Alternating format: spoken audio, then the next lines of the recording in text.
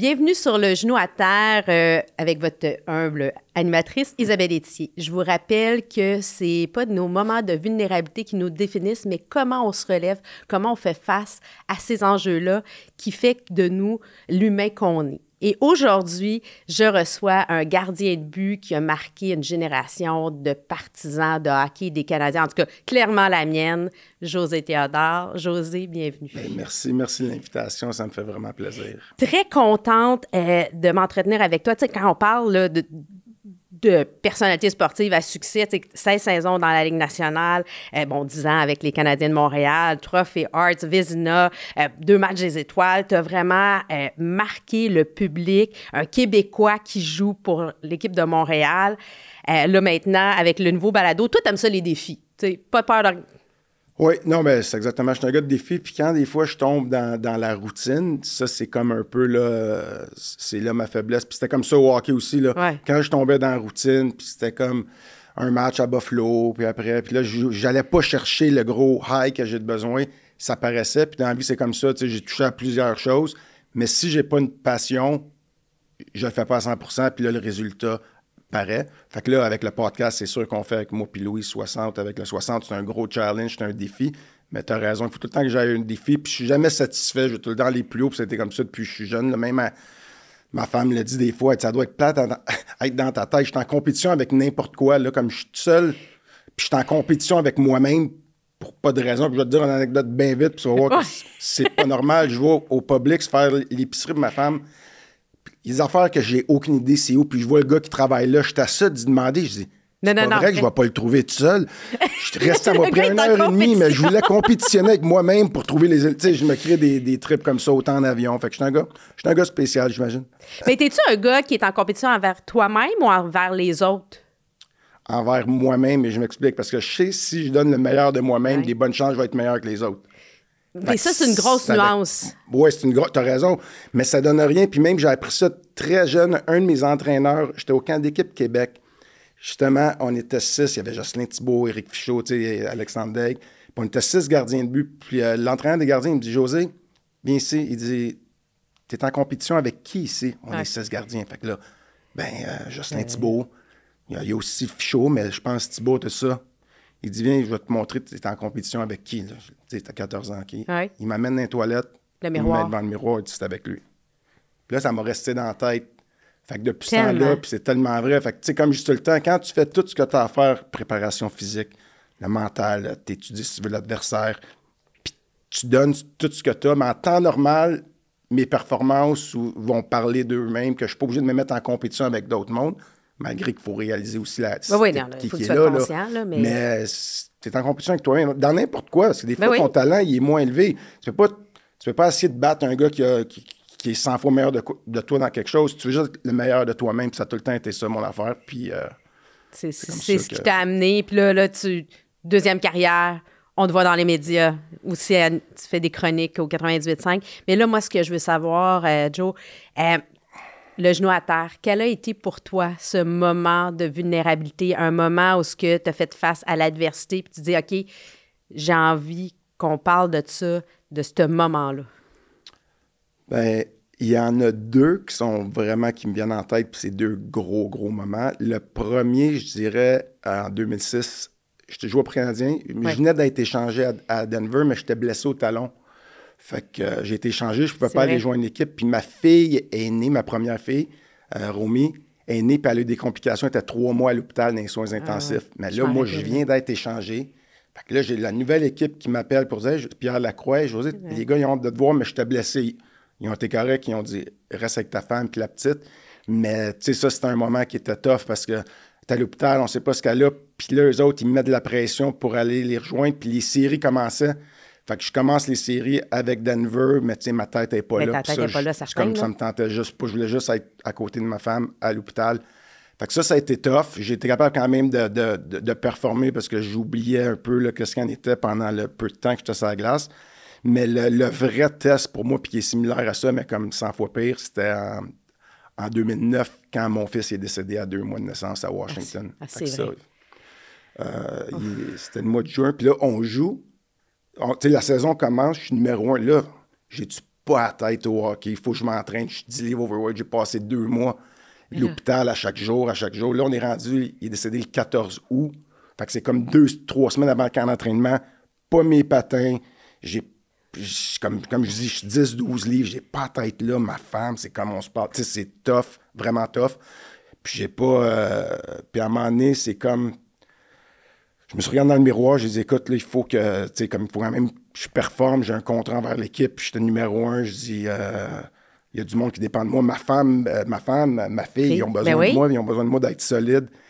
Fait que là, j'ai comme passé complètement à l'inverse. Là, j'allais au gym, je pratiquais du matin au soir, je restais dans le gym parce que j'avais pas les mêmes problèmes au gym que quand j'allais à la maison. Tu pouvais faire la paix. Le vide, fait que c'était comme mon excuse pour justement être dans une place de paix, si tu veux.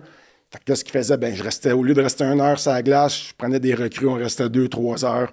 J'allais dans le gym. Fait que je pense du 17 août, à peu près au début de saison, je pense que j'ai droppé peut-être de 15-20 livres. Puis finalement, quand tu dis le genou à terre, là, tu sais, je savais pas vraiment ce qui était pour arriver parce que tu fais jamais un deuil de ça, même aujourd'hui.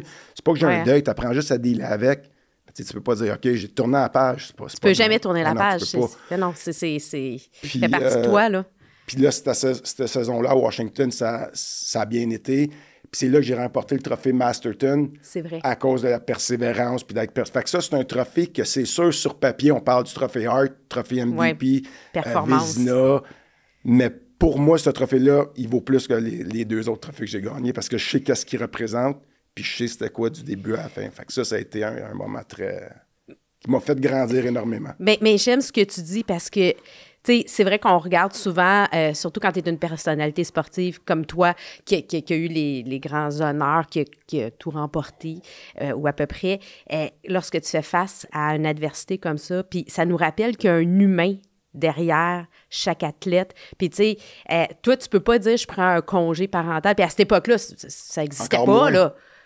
Tu sais, c'est comme, écoute, à ta minute, là, tu vis un drame humain, c'est pas facile, puis là, toi, t'as relevé, tu dois être performant. Les gens s'attendent à ce que, au prix que t'es payé, tu devrais être capable, mais excuse-moi, il n'y a pas de prix pour ton enfant, là.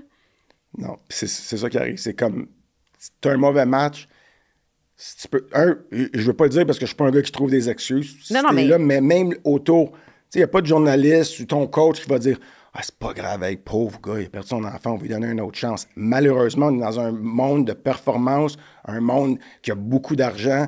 Fait que t'as comme pas le choix. Puis là, tu veux pas donner une chance. Moi, qu'est-ce que je me disais, c'était que je voulais pas donner une chance, que ce soit les fans, les journalistes, à mon coach, de dire « Ah, il est pas là mentalement, on peut pas le faire jouer à cause de ça. Je comprends, c'est pas facile, mais il performe pas. » Je voulais tellement pas que, tu sais, je me mettais une pression additionnelle. Puis finalement, tu sais, j'étais capable d'avoir, comme je disais, une bonne saison, mais tu sais, ça a été une saison extrêmement émouvante, difficile, tu sais, en montagne russe, mais d'un autre côté, moi, avec le support de ma femme, puis ma fille avait peut-être 6 ans à l'époque, mais c'était c'est vraiment eux autres qui m'ont supporté dans tout ça, ouais. Mais est-ce qu'il y a, tu sais, comme tu dis, tu allais au gym, tu faisais justement des moments d'extra, mais y a-tu des choses que tu disais dans ta tête? Tu disais, hey, là, Joe, là, tu sais, y a-tu, tu sais, des fois, il y a une réflexion, un moment, tu sais, que tu fais comme là, pour switcher, justement, comme tu pour t'en aller dans un espace de que ça arrête de penser à ça, parce que tu peux pas arrêter de penser à ça? Tu peux pas arrêter, puis pour être honnête, je voulais pas arrêter d'y penser. Parce que si tu y penses, tu te dis, ah, je l'oublie, tu sais, fait que je pensais. Mais comme, dans le fond, c'est drôle, parce que moi, je suis meilleur quand j'ai un genou à terre, justement, tu sais, comme j'avais un genou à terre, je dis, OK, tout le monde pense... Impossible qu'il va monter de ça. J'ai dit, OK. Fait que je me donnais ça comme défi. Je dis, moi, je vais le montrer, je suis capable. Fait que c'était tout le temps des challenges. C'était comme ça, des fois, à Montréal, quand j'ai eu des problèmes avec le monde de ma famille, ils sont fait arrêter pour leur truc. Je l'avais oublié, ça. Là, tout le monde, il faut qu'ils partent de Montréal. C'est une distraction. Puis beaucoup de gardiens auraient dit, hey, j'ai appelé leur agent, je veux me faire échanger. Mm-hmm. Moi, c'était le contraire. Je dis, c'est pris un gros challenge, je vais montrer à tout le monde. Puis je le prends comme, c'est un challenge de plus. Puis là, ça me porte à me surpasser. Puis comme je disais au début, quand je tombe un peu dans la routine de base, alors, t'as besoin d'un tout le temps, un lundi soir à Buffalo, là, un match qui veut rien dire, gage pas trop sur moi. Mais un vendredi soir à Boston, c'est une autre histoire. Tu sais, je le voyais comme ça. On l'a abordé un peu, la santé, comme la santé mentale. Tu sais, à l'époque où ce que tu performais, tu sais, c'était encore moins... Tu as vécu un drame humain, là, on va dire les vraies choses. On parlait pas de santé mentale, on parlait pas de faire attention. Comment tu vois ça aujourd'hui, l'ouverture? On s'en va on a un peu plus d'ouverture, malgré qu'il y a encore beaucoup à faire. Comment tu vois la situation aujourd'hui? La situation, bien mieux. Est-ce que tu penses que si tu avais vécu aujourd'hui, ce que tu as vécu à l'époque serait mieux accueilli et compris aujourd'hui?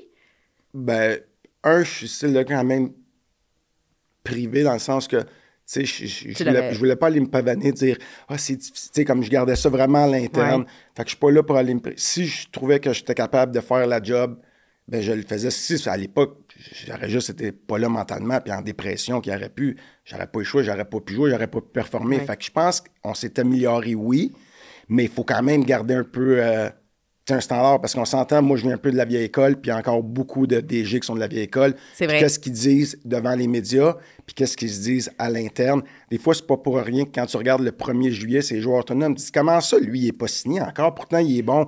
Tu fais tes devoirs, le 2 ans, il a pris un congé de 2 mois, il est allé en... Ils le disent pas, mais ça l'affecte quand même certaines choses, encore une fois. Fait que, tu sais, pour le joueur, c'est mieux vu, tu peux le dire ouvertement. Je pense que c'est mieux vu devant les partisans et avec tes coéquipiers. Mettre encore le sujet tabou que, tu sais, je veux dire... Ça n'a pas si évolué que ça. Les joueurs encore aussi, on a encore la mentalité, là, hey, play hurt, puis tu sais, vas-y, là, arrête. Fait que ça l'évolue, mais pas autant que le monde peut penser. Il y a encore beaucoup d'échelons à gravir, je pense, dans ce côté-là. Puis là, je t'amène sur un autre aspect de générationnel aussi. C'est, bon, à l'époque, les médias sociaux étaient pas... c'était pas ce que c'était, là. Bon, moi, j'avais un Padgett à l'adolescence, là, puis je vendais pas de drogue, inquiétez-vous pas. Mais, non, mais tu sais, c'est vrai, là, tu sais, c'était pas... on avait des caméras avec des films, puis tu sais, c'était... il y avait quand même une couverture, il y avait un poids d'être un professionnel qui jouait pour les Canadiens, là. Tu étais gardien de but, un Québécois qui était ici. Est-ce que tu penses qu'il y a une différence à l'époque versus aujourd'hui? Grosse différence. Puis la différence, tu sais, comme, c'est le fun, ça, à l'époque, pas de réseaux sociaux, pas tout ça, sauf que je trouve, à l'époque, les journalistes, les médias avaient trop de power, trop de pouvoir. Et je m'explique, si, je vais nommer Bertrand Raymond ou n'importe qui, là, un journaliste, fait un article, tu trouves que tu n'es pas d'accord avec lui, il fait pas de sens, il a mal vu le jeu. Maintenant, les jeunes peuvent aller se défendre, ils font leur story, puis ils peuvent tout de suite le dire, remettre les pendules à l'heure, puis dire leur point de vue. Moi, mon seul véhicule pour échanger avec les fans, c'était juste une petite entrevue de 10 secondes à RDS. Puis là, si les questions, je ne l'aime pas, je réponds d'une façon. Puis là, si le journaliste, il le spin, dit « Ah, José, whatever, il a mal répondu. » Puis ça, ou peu importe, tu n'as aucune façon de te défendre. Tu n'avais aucun pouvoir. Aucun pouvoir. Tandis maintenant, les joueurs ont beaucoup plus de power. Qu'est-ce qui fait que les médias, eux autres, se plaignent, ils disent « Mais là, on a moins accès aux joueurs, on n'a plus de scoop parce que le jeune va le dire sur ses réseaux sociaux. » Il gère sa propre image. Ça, j'aurais aimé ça pouvoir le faire moi-même. Au lieu de dépendre de l'image publique, je suis obligé de dépendre. Si je fais un show de télé, bon, OK, peut-être si je m'habille comme ça, si je réponds ça, le monde va voir mon style. Si je pas. Mais maintenant, les jeunes ont beaucoup plus accès. Puis ça, je trouve que c'est le fun parce qu'au moins, ça donne plus de responsabilité aussi aux journalistes de ne pas faire de fake news non plus. Là, parce que le joueur va prendre son téléphone, va faire un story, va dire c'est exactement faux. Fait que c'est différent. Mais à l'époque, pour avoir ton scoop, c'était différent, là, tu sais, je veux dire, non, mais toi, t'en as vécu, là, des vertes et des pommures, là. Tu sais, je me souviens quand, justement, je me suis fracturé le talon, j'étais chez nous, puis là, les rumeurs partaient. J'avais pas une bonne saison, là, on se le cachera pas, fait que, tu sais, la machine à rumeurs partait, mais c'était rendu que j'étais pas vraiment fracturé, c'est que le Canadien, il voulait pas que je goal pour me reposer mentalement, assez que Michel Villeneuve et son équipe de TQS sont allés dans les buissons chez nous à l'île des Sœurs avec une caméra pour me filmer un 5 heures avant d'aller souper pour être sûr que je suis vraiment à béquille. Puis j'étais vraiment à béquille. Fait que là, c'est sûr, ça a fait le tour. Puis là, les Canadiens s'en sont mêlés. Ils disaient, là, il faut arrêter ça, là, des caméras cachées dans les buissons.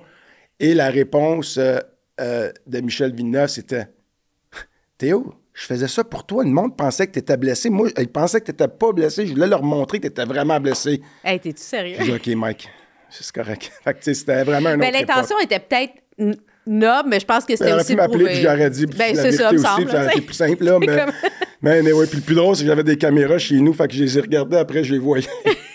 T'es ça tout Mais vu. ça avoir été baveux, j'aurais pu leaker ça, mais ça me tentait pas, Ouais. là. C'était juste... c'était une autre époque.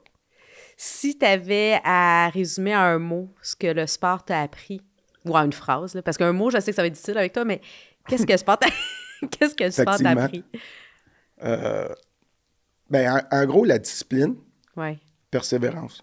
persévérance, hein? Mais discipline, c'est important parce que quand t'es jeune, t'as un couvre-feu à 14 ans, tu t'entraînes, au lieu que tes amis vont au parc faire je sais pas quoi, toi, tu te penses à ton hockey, puis depuis que t'es jeune, tu sais, ça te donne une structure dans la vie. Tu côtoies des adultes quand t'as 14-15 ans.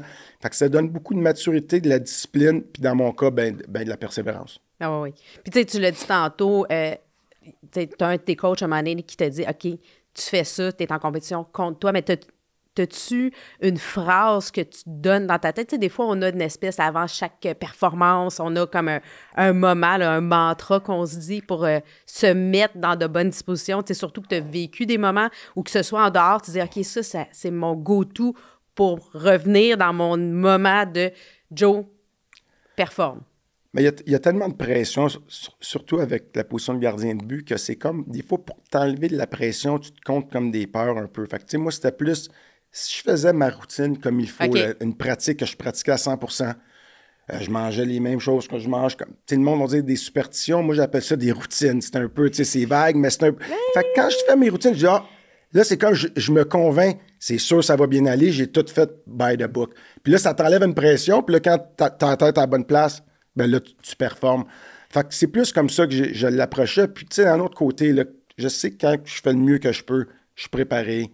D'habitude, le résultat est là aussi. Fait que c'était vraiment de mettre tout en place. Puis la préparation, elle commence souvent la veille, puis 2 jours avant un match. Ben oui. Dans mon cas, là, tu sais, tu y penses 24 heures sur 24. Ben, moi, je suis d'accord avec toi. Tu sais, bon, je fais de la compétition de tennis, pas de même niveau, mais quand même, Ben, tous les compétition, niveaux. c'est compétition. Puis, ben, ce que je mange la veille, mon dodo, ma façon de me préparer le matin, tu sais, c'est un rituel parce que je sais que mon corps a besoin de ça, parce que moi, mon corps, comment il fonctionne, il est différent. Tu sais, comme on a tous besoin, dépendamment de notre âge, de notre sexe et tout ça, on a besoin de certains nutriments qui vont nous permettre de mieux performer puis d'arriver jusqu'à la fin. Tu sais, un match de tennis qui dure 2-3 heures, ben, tu sais, c'est pas les mêmes que d'être à genoux, debout, Non. là. Puis quand tu fais tout ce que tu as à faire, Oui. pas ta confiance est bonne, puis on sait, quand tu es confiant, ben, c'est là que tu es à ton meilleur. Fait que c'est comme ça dans tout. Quel message t'aimerais transmettre aux gens? Qu'est-ce que tu voudrais là, que les gens se rappellent de José Théodore? Tu voudrais que, tu sais... L'authenticité, comme je disais, j'ai tout le temps dit ce que je pense, puis il y en a qui aiment ça, il y en a qui n'aiment pas ça. Je suis pas là pour compter de la bullshit, puis ci, puis ça. Je suis là, je dis qu'est-ce que je pense, que t'aimes pas. Puis un message que j'aimerais surtout donner aux jeunes de nos jours avec tous les réseaux sociaux, là, puis ça a été un de mes qualités, je pense, pour performer. Puis c'est pas une question d'être cocky, mais c'est de te foutre de l'opinion du monde. Dans le sens que si la personne, c'est pas une personne que tu respectes, c'est pas un membre de ta famille, c'est pas un ancien gardien de but que tu dis, si c'est comme Joe Blow puis qui te dit un commentaire, peu importe, vraiment, moi j'ai été bon que ça me passe par-dessus la tête, les médias, comme que ça soit un article dans les journaux, whatever, ça dérange pas. Puis c'est vraiment, là, en bon québécois, c'est de s'en foutre. Ça veut pas dire, c'est juste, il y a le monde, tu t'attardes à trop de petits commentaires C'est avec vrai. des gens qui veulent rien dire dans ta vie. Tu sais. Fait que c'est tellement important de passer à autre chose, puis les commentaires. Puis quand tu sais que tu fais la bonne chose, moi, quand je fais quelque chose, ça se peut que c'est pas la bonne, mais si je pense que je fais ça glace, en dehors de la glace, je pense que je fais la bonne chose. T'as beau me dire, tout le monde, mais moi, je suis pas d'accord avec vous autres, c'est votre opinion, puis that's it. Puis ça te fait foncer, puis ça te fait... Sinon, tu t'en fais avec bien trop de t'en choses. fais avec trop, puis les petits coups de poing deviennent lourds, sinon. Fait qu'il faut vraiment... Oui, puis ça devient très difficile à gérer. À gérer, Puis tu peux pas exactement. plaire à tout le monde. Peu importe ce que tu fais. Fait que si la Mais tu devrais personne... même pas vouloir plaire à tout le monde. J'avoue. Tu devrais plaire à toi et ton monde Ouais, que ton t'aimes miroir. proche. C'est comme je disais, tu sais, comme si je plais à quelqu'un qui reste à l'autre bout du monde, tant mieux. Mais sinon, ça change quoi dans ma vie? Ça change quoi si Ouais. sur... c'est vraiment la mentalité que j'ai. Puis c'est pas prétentieux. Ben, zéro, au contraire, au c'est contraire. tout simplement de se dire, écoute, hey, il faut que je mette mes énergies à la bonne place. Puis il faut que je sois capable de passer. Puis tu sais, quand tu as vécu des épreuves comme tu as vécu, bien, c'est important de se rappeler qui est important, qui est autour de toi, pour qui tu veux mettre de l'énergie. Puis c'est pas parce que les autres sont pas importants, c'est juste qu'ils sont pas importants dans ta vie. Ben, je lis beaucoup de biographies, puis la biographie de Steve Jobs, c'est exactement ça qu'il disait. Éliminer tout le white noise. Exactement. Pas rapport. Il dit, va, c'est où que tu veux aller là. Le bruit. Mais oublie qu'est-ce qu'il n'y a pas rapport. Si c'est ton coach des goalers, ton entraîneur, ta famille que t'aimes, eux autres, ils veulent ton bien. Eux autres, ils vont te dire, ça, j'écoute. Fait que je ne sais pas te dire, j'écoute pas. Mais le reste, c'est du white noise qui est une distraction juste qui ne change rien dans ma vie. Fait que je vais aller avec le monde qui peuvent m'aider à m'améliorer, puis qui veulent dire quelque chose. Puis je suis capable de prendre la critique de certaines personnes. C'est tout simplement ça. Mais non, en fait, c'est de faire du ménage dans ça. Exact. C'est là où c'est pas de tout reprendre, pas de faire un reflet à tout, mais il y a des choses qu'on prend puis d'autres qu'on prend pas. On s'amuse un peu.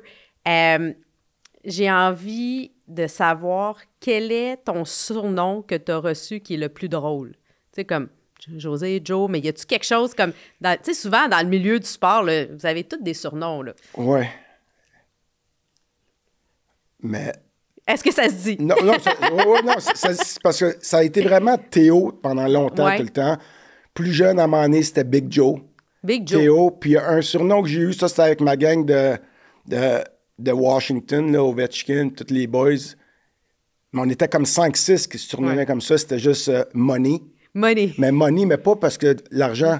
Juste parce que, supposons, je faisais des arènes impratiques contre Backstrom, Ovechkin. Je disais tout le temps « Easy Money ». Puis les autres, ils scoraient. Fait que ça a comme duré pendant 2 ans. Ça s'appelait Money, ça. Juste parce que quand ils scoraient, ils disaient « Easy Money ». Puis moi, je disais « Easy Money ». Fait que ça. Mais sinon, il n'y a rien de drôle. Comme, tu sais, j'ai joué avec un gars que son surnom, c'était Big Bamboo. Ça, c'est plus drôle. Oui, j'avoue. Puis ça, oui. Un check, j'en dis pas plus que ça. C'est tout. On n'a pas besoin d'aller plus loin. Non, mais j'ai pas dit même pourquoi c'est son surnom, mais je veux juste dire ça, c'est plus drôle, mais non. En tout cas, on peut deviner, mais bon, peut-être qu'on est dans le champ. Peut-être. Peut-être. C'est quoi, toi, la chanson qui te motive? C'est quoi, mettons, la toune que ça te met de bonne humeur, c'est ça, ou ça te met en mode, tu sais, comme, t'embarques, là, tu sais, comme... Je suis un gars de musique, c'est plus un style, parce que j'ai une playlist que j'ai encore dans mon téléphone qui s'appelle Playoff.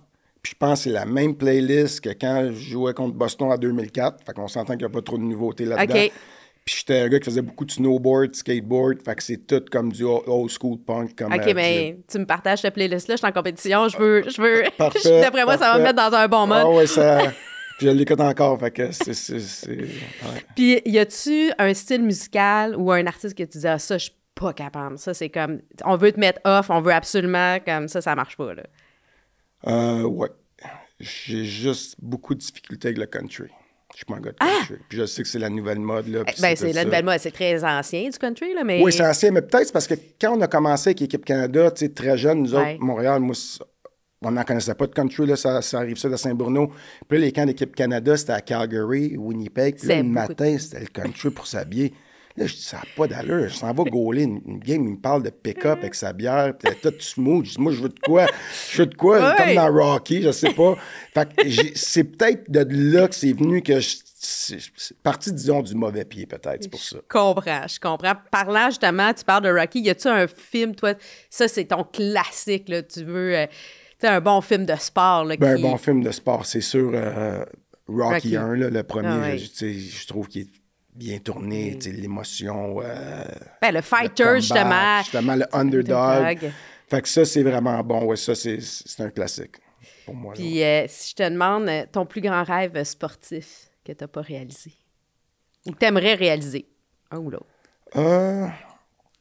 C'est sûr, avoir gagné une Coupe Stanley, là. Ça, c'est comme, depuis que tu es jeune, tu veux, mais c'est pas évident. Puis c'est un sport hockey, mais ça, c'est sûr que c'est quelque chose que j'ai pas été capable de remporter. Mais sinon, tu sais, je suis pas un gars qui regarde trop à gauche pas à droite. Tu sais, je fais mes affaires, puis j'accomplis le mieux que je peux.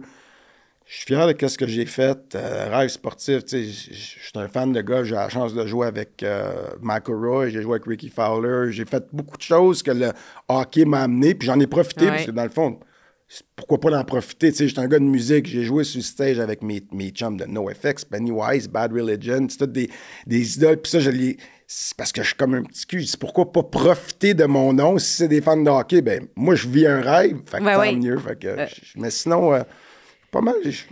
T'as pas mal bien choyé. accompli, t'as fait beaucoup, mais mettons, est-ce que ça pourrait être une possibilité que tu deviennes un coach de gardien de but? Non. Non, ça c'est vraiment Je suis trop control freak que j'aurais de la misère à pas pouvoir contrôler la situation. OK, tu es capable de te contrôler toi. Ben, c'est parce que j'ai le contrôle en moi. Si je veux, si on a besoin d'un gros match, la pression est sur moi. Je peux juste me blâmer si ça va pas bien. Mais là, si je veux tellement, je suis dans les estrades, mais je peux pas y aller. C'est comme, je pense pas que je serais un bon entraîneur. Mes connaissances sont là, mais je pense pour gérer la personne puis être le gars qui est derrière, qui peut rien faire, je me sentirais un peu impuissant. Puis comment papa Joe fait avec Romy? Papa, j'ai 2 filles, Romy puis River. La plus jeune, elle a 6 ans, puis la plus vieille a 19 ans. Puis c'est bien facile. Moi, je suis ici avec des cordes, puis mes filles font ça comme ça, puis je danse pour eux autres. OK. Parce qu'eux autres, je suis très, très papa gâteau avec eux autres, puis c'est comme, ils savent comment me prendre, puis ça commence jeune à manipuler des fois les femmes, parce que je me fais manipuler. Pas juste les femmes, les enfants. Excuse-moi, je veux rectifier. Les enfants, c'est pas juste les femmes. Quand tu te fais dire par ta fille de 4 ans, « Papa, on va aller dehors, veux-tu faire ça, ça? » Non, là, River, j'ai pas le goût. Elle me regarde avec les gros yeux. « Quoi, papa? T'aimes pas ça être un père? » ça, c'est un peu de la manipulation. À 4 ans, là. Oh, Paulin, t'es dans ma mon chum, t'es dans ma. Non, je sais, ça fait longtemps, je l'avoue. Mais c'est le fun, je le sais, avec 2...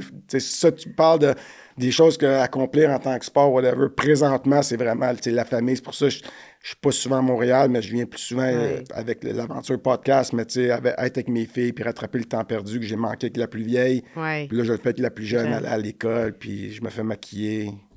Tout ce qui est le fun d'être un père de des petites filles. T'aimes ça, être un papa. J'adore T'aimes ton ça. rôle de papa. Puis, Joe, merci d'être venu te raconter un peu plus, de t'être ouvert avec autant d'humilité. Ça m'a vraiment touchée que tu partages ce moment-là. Tu sais, j'aimerais finir sur une petite phrase, puis je vais te paraphraser. Je t'ai entendu dire ça dans le 60-60. Il n'y a pas juste le hockey dans la vie, comme disait Stéphane Richer. Puis t'as tellement raison. Il y a bien plus que ça. Joe, à la fin de chaque épisode, je demande... En fait, tu sais, à la ville, tu peux signer le livre d'art. Moi, j'ai un tableau d'art. OK. Fait que je demande à mes invités de me signer mon petit tableau. Oh.